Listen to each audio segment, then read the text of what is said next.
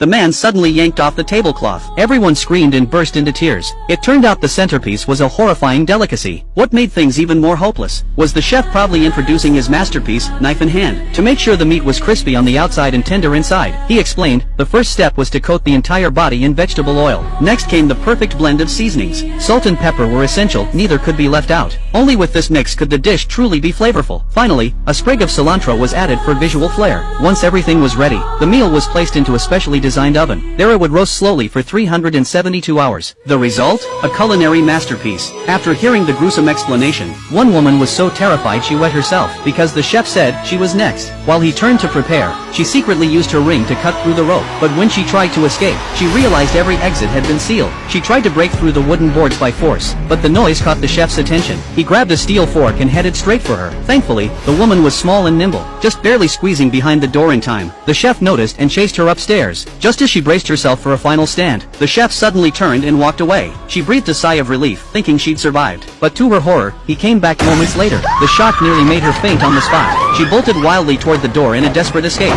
but the chef had no intention of letting her go. He hurled his fork with deadly precision. In the end, the woman became just another delicacy on the table.